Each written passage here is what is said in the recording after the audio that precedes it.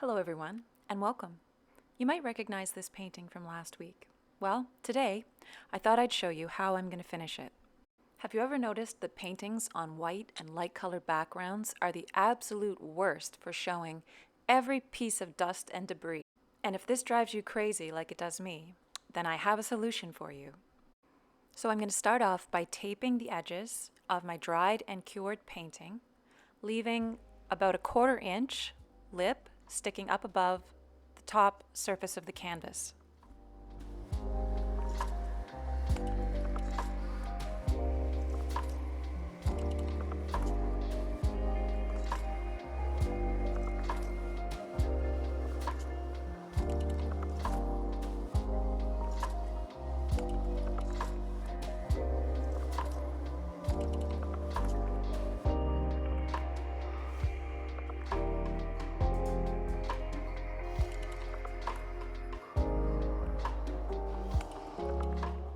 Once you've gone all the way around, press the tape into the sides of the painting, making sure it's properly adhered on all sides.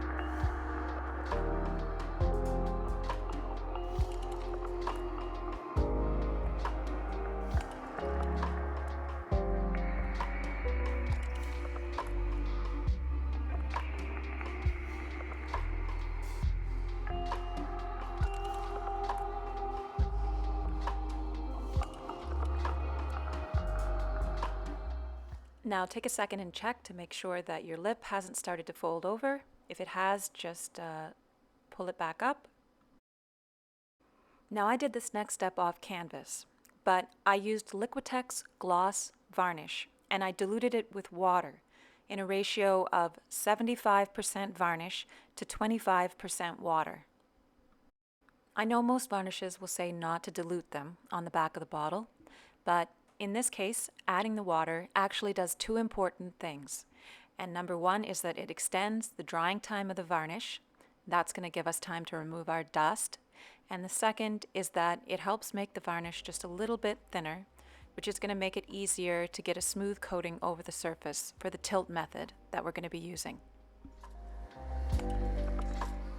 So tilt the canvas until the varnish has covered the entire surface.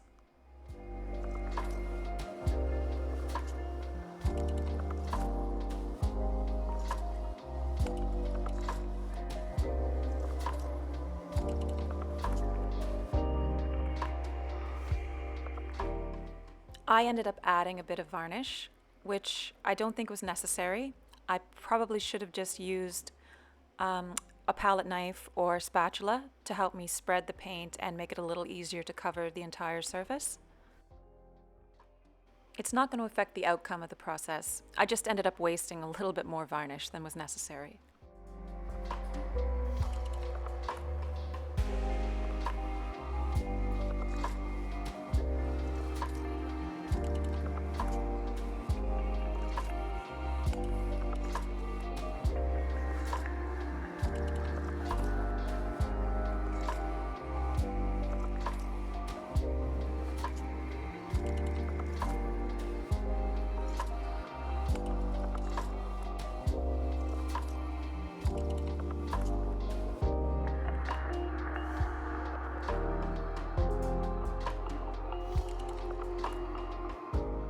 Once you've made sure everything is covered, tap your canvas down onto the table.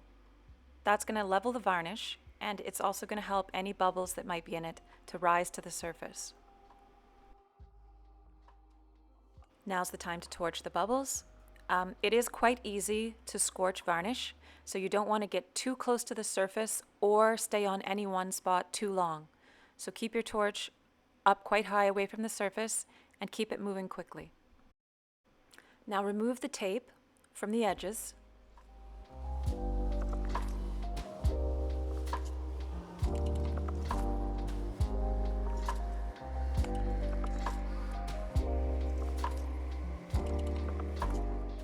And tilt off the excess varnish.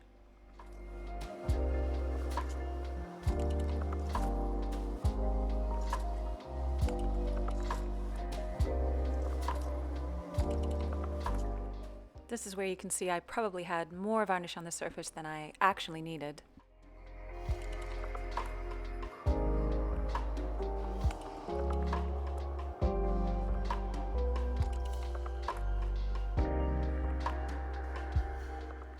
And just continue tilting until you can't see any more sort of large waves of varnish moving across the surface of the canvas. Then you'll know you have a thin, even coat.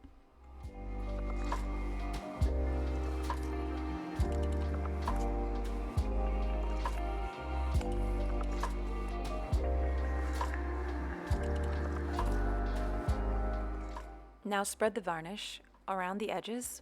Use gloves for this. I'm not sure why I wasn't using gloves for the video, but once I'd started, it was too late to leave. If you do get varnish on your hands, just make sure you wash it right away before it has a chance to dry. If it dries, you're going to have a really hard time getting it off. If there's any spots along your edges that need a little more varnish, just pick up some of your drippings that have fallen to the table and use that to fill in any spots you might have.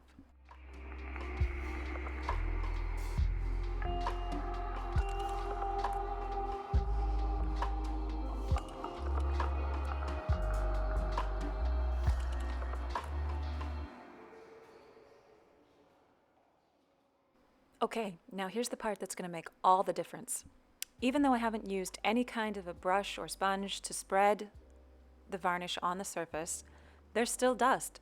I cleaned the painting. I don't know how it happens, but that dust just seems to always get in there. So take a wooden skewer and use the tip to gently pick up any pieces of dust or debris.